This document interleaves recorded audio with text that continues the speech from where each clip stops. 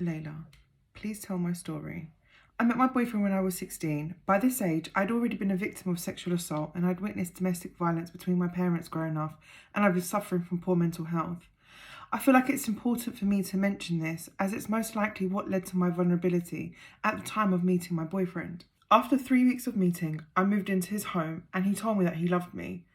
I was smoking a lot of weed at the time to cope with the grief and trauma that I'd already experienced. My boyfriend knew that I was desperate for any kind of escape, so he would ply me with cigarettes, drugs, alcohol, designer clothes and gifts. Fancy dinners and nights out became normal for me. He would even let me drive his fast, expensive cars, and I finally felt so special. But I know now that he was grooming me for the abuse he was about to unleash onto me. And these good times, they soon came to an end as he started insulting my looks and telling me that I wasn't excited enough in the bedroom. If I didn't want to have sex with him, he'd say that I was a little girl or boring. Eventually, I would give in to all of his sexual demands because I knew that if I didn't, it would end in violence. But I thought this was normal. I thought this is what an adult relationship was like. Quite soon into the relationship, I fell pregnant and this is where the violence began. He said he didn't want us to have a baby and his response to my positive test was to punch me in the stomach.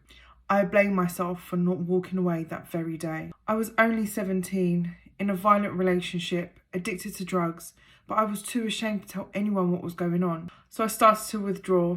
I dropped out of college and I isolated myself from all of my friends and family. The stress of my relationship during my pregnancy made me bedbound. I couldn't eat or drink.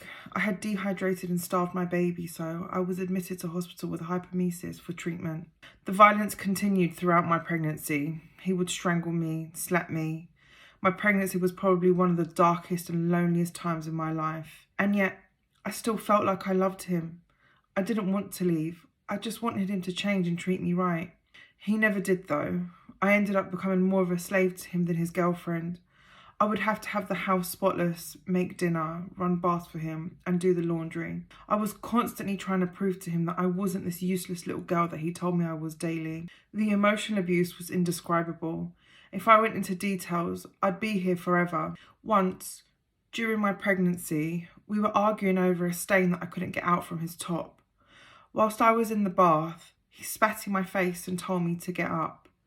I knew that he was going to hit me, so I begged him, please don't hurt our baby. But he said that he was going to kill us, so I ran downstairs naked to escape through the back door.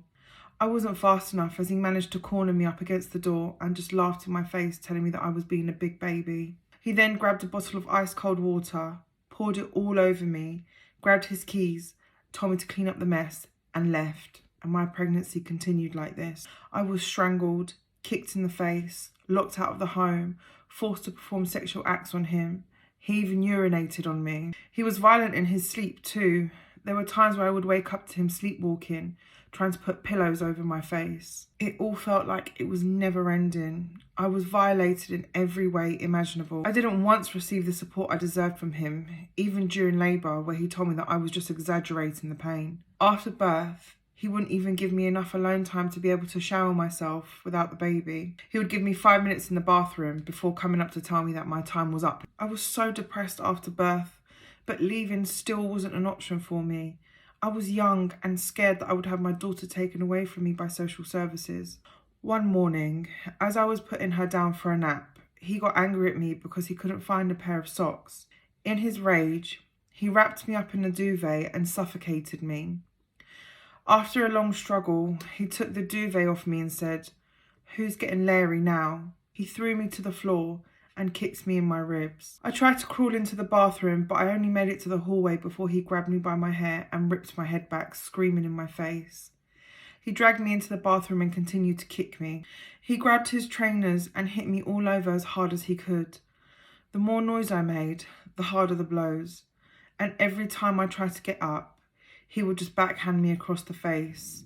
He hit me around the head with the TV remote so hard that it left swelling and bruising all over my face and golf ball sized lumps on my head. He then moved on to my knees as he smashed his phone into the side of my kneecaps. I was praying for someone to hear him screaming at me to call the police, but no one came to rescue me. I will never forget the look he had in his eyes that day that he attacked me. I will never forget the pain.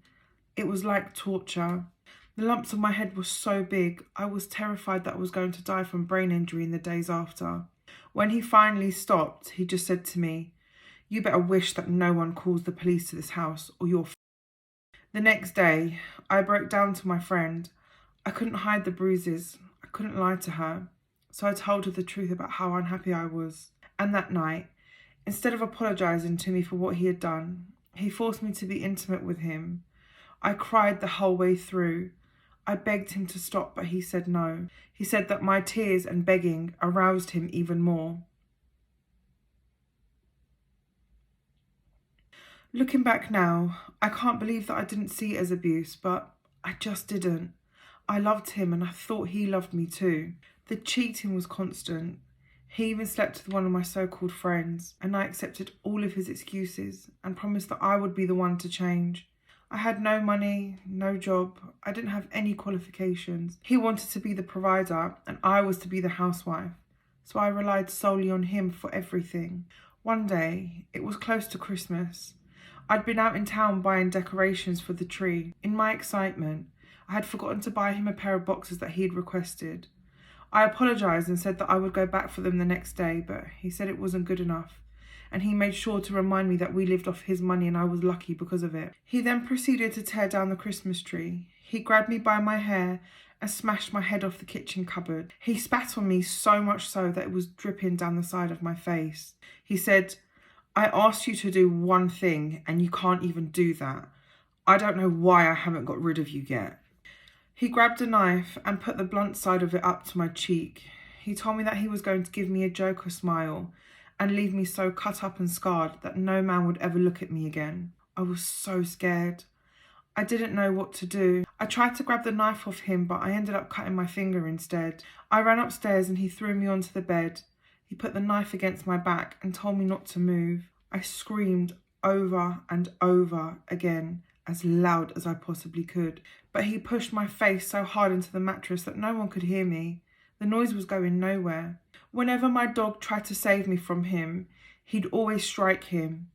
This time, he put the dog in a pillowcase and punched him so hard that the dog never tried to help me again. Instead, he would just whimper in the corner and wet himself out of fear. I knew I finally had to leave him when during one attack, I ran to grab my daughter in my arms just so that he wouldn't hit me again. I knew that he wouldn't touch me if I was holding her. It felt like it was the only thing that was going to save my life that day. I tried to call his mum for help, to make him see sense somehow, but all she did was enable his behaviour, excuse it, or believe his lies. He could never do anything wrong in her eyes. After this attack, I went to the police and told them everything, but I felt so guilty. I thought I was to blame for splitting the family up, so I dropped the charges. But the stalking, the harassment, the threats of violence, they didn't stop. Eventually, he was charged and ended up with a short prison sentence. After he was released, I believed that he could change, so I allowed him to come stay with me in my home for a while so that we could co-parent for our daughter. I was so naive to think that this could work. He hadn't changed at all. The abuse, the violence, the aggression, the control, it all continued even though we weren't in a relationship. But the fact that he was staying in my home made him feel like he'd gained power over me again. This escalated and finally ended with him destroying my home one night whilst I was out after threatening to kill me. He ruined everything inside my home. That night, I had to flee to a refuge hours away from my hometown. I had to leave everyone I knew and loved behind. My case was referred to the Crown Court and he was found guilty and sentenced. I now have a restraining order against him, and as it stands, there is no contact between him and my child. I lost my home, my confidence, everything because of this man. I'm still healing from the abuse he made me suffer, but I hope that somehow my story shows other women that you're not crazy, you're not to blame, your abuser will never change their ways.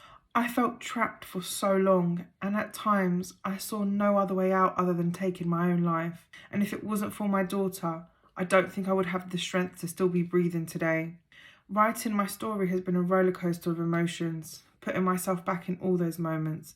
I've cried and cried, but I'm ending this with a smile because I am a survivor and I am strong, and I can finally be the best mother to my daughter. I'm studying now and I'm really looking forward to my future. I'm going to show everyone that ever doubted me that I can and I will do it on my own. So please, ladies, don't ignore red flags. Please get help. and get out. Please don't fall victim to your abuser's grooming tactics like I did.